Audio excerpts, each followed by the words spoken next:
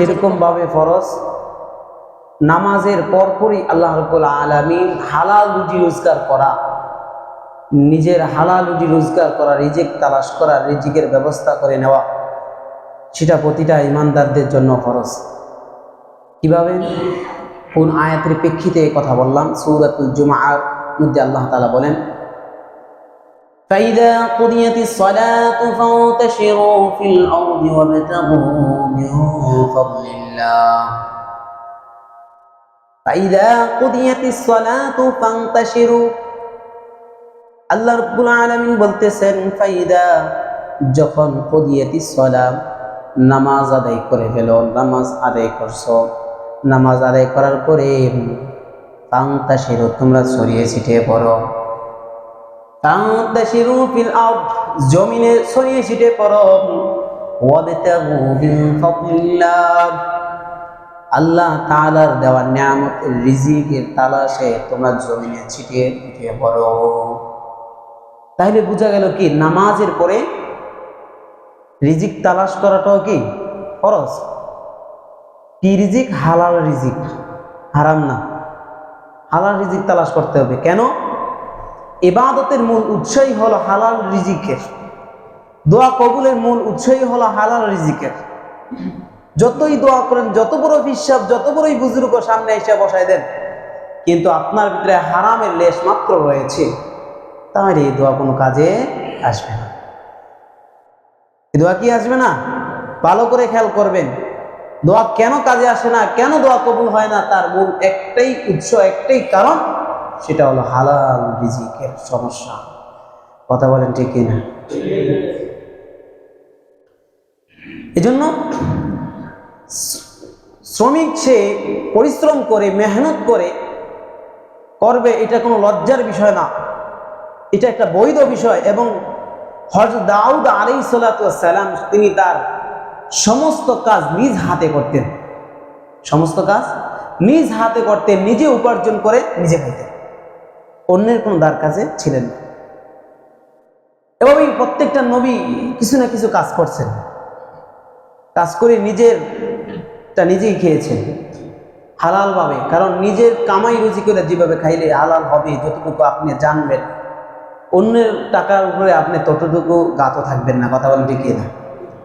অন্যের টাকাটা হালাল না হারাম, কিভাবে অর্জন করছে, কোথায় থেকে আসছে, কিভাবে আসছে, সেটা আপনার জানা নাও থাকতে পারে, কিছু জানলে কিছু নাও জানতে পারেন।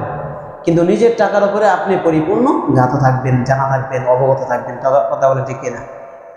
এই জন্য আপনার রিজিকের ব্যবস্থা আপনি নিজে যদি করেন, তাহলে এতে কোনো সন্দেহ থাকে না। এবার আসেন, কেউ যদি আপনার বাড়িতে কাজ করে, রাসূল সাল্লাল্লাহু আলাইহি সাল্লাম বলেন, আপনার বাড়িতে কাজ করবে, তার সামর্থ্য, তার শক্তি যতটুকু আছে, তার দ্বারা যতটুকু সম্ভব ততটুকুই কাজ করানো উচিত। তার দ্বারা যতটুকু সম্ভব না, অতিরিক্ত চাপাই দেওয়া অবৈধ, জায়েজ নাই। তার আত্মার উপর, জানের উপর আপনি কষ্ট দিতেছেন, এটা ইসলাম বৈধ করে নাই, ইসলাম জায়েজ করে নাই। অনেক সময় দেখা যায় আমার ক্ষমতা আছে, টাকা পয়সা আছে, এই জন্য যারা দুর্বল অসহায় আছে তাদেরকে কষ্ট দেই, তাদেরকে মজদুরিতে নিয়ে আসা, তাদের নানা রকমের কষ্ট দিয়ে থাকি। কথা বলেন ঠিক কিনা? এটা জায়েজ না ইসলামে। এদের শ্রমিক যারা আছে তাদের এটা ইসলামে মর্যাদা দিতেছেন। ইসলামে যে মর্যাদা দিয়েছেন, তাদেরকে আল্লাহ রাব্বুল আলামিন, রাসূল সাল্লাল্লাহু আলাইহি সাল্লাম যতটা অধিকার দিয়েছেন, যতটা মর্যাদা দিয়েছেন, আর কোনো ধর্মে, কোনো জাতিকে, কোনো বিষয়ে, কোনো জাতিকে এতটা মর্যাদা অধিকার দেন। তাহলে এক নম্বর জানতে পারলাম যে শ্রম, মেহনত করবে, তার ঘাম শুকিয়ে যাওয়ার আগে তার পারিশ্রমিক দিয়ে দেওয়া, এটা তার হক। 2 নাম্বার হলো তার উপর এতটুকু চাপিয়ে না দেওয়া, এতটুকু বোঝা চাপিয়ে না দেওয়া যতটুকু তার দ্বারা সম্ভব না। যতটুকু সম্ভব ততটুকুই তার দ্বারা চাপিয়ে দিতে হবে, ততটুকু তার দ্বারা কাজ নিতে হবে, এর বেশি না। তারপরে হালাল রুজি রোজগার করা, এটা প্রত্যেকটা ইমানদারের জন্য ওয়াজিব, অর্থাৎ আবশ্যক। হালাল রুজি রোজগার করা, হালাল রুজি তালাশ করা।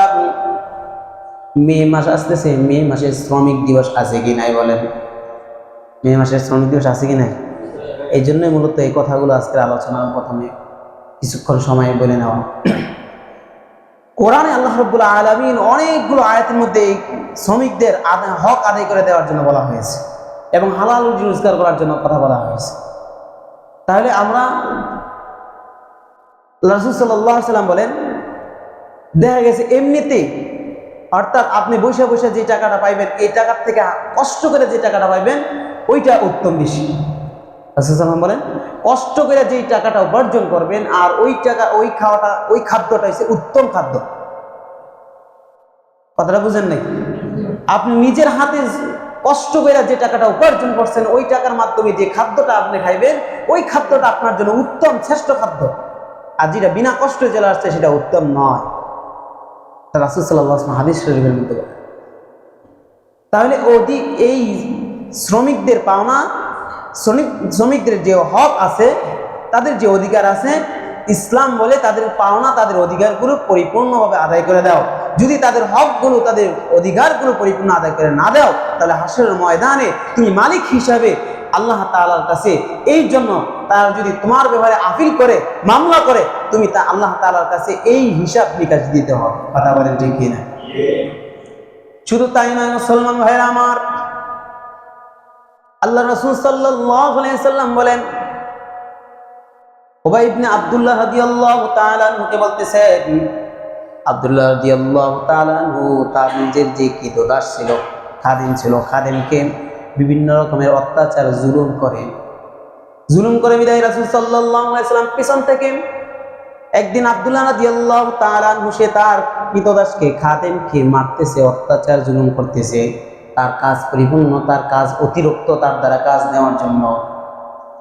ওই খাদিম কৃতদাস তার দ্বারা যে পরিমাণ কাজ নেওয়া সম্ভব না তার চেয়েও বেশি কাজ নেওয়ার চেষ্টা করতেছে, তার উপর জুলুম করতেছে। তখন আব্দুল্লাহকে ডাক দিয়ে বলতেছেন রাসূল সাল্লাল্লাহু আলাইহি ওয়াসাল্লাম, হে আব্দুল্লাহ, তুমি জেনে রাখো এও একবার নয়, তিনবার নয়, তাকে তিনবার করে 9 বার বলছেন তুমি জেনে রাখো, তুমি তোমার কৃতদাসের উপর এত জুলুম করো না, সে যে পরিমাণ সহ্য করতে পারবে না, তুমি যদি জুলুম করো তাহলে এর হিসাব আল্লাহ তাআলার কাছে দিতে হবে। এজন্য পরিশ্রম যারা করবে, মেহনত যারা করবে, কষ্ট করবে, তাদের শরীরে ঘাম শুকিয়ে যাওয়ার আগেই যদি আপনি তার পাওনাটুকু দিয়ে দেন, তার শরীরে যে কষ্ট, তার যে শক্তি ব্যয় হয়েছে, তাহলে দেখা গেছে পরিশেষে শেষ সময় এসে তার এই শ্রম, এই কষ্টটা আর কষ্ট মনে থাকবে না। কথা বলেন ঠিক কিনা? এজন্য যেই লোকে, যে আপনার আন্ডারে যত মানুষ কাজ করবে ওই মানুষগুলোর হক, তাদের অধিকারগুলো সঠিক সময়ে দিয়ে দেওয়া প্রতিটা ইমানদারের দায়িত্ব। কথা বলেন ঠিক কিনা? আল্লাহ তাআলা আমাদের সবাইকে শ্রমিকদের যে আমাদের মালিক যারা আমরা হয়ে যাব, যারা কোনো একজন অসহায় মানুষকে নিয়ে এসে কাজ করাবো, তার কাজ অনুযায়ী তাকে তার পারিশ্রমিক সঠিক সময়ে দিয়ে দেওয়ার তৌফিক দান করুন। আমিন।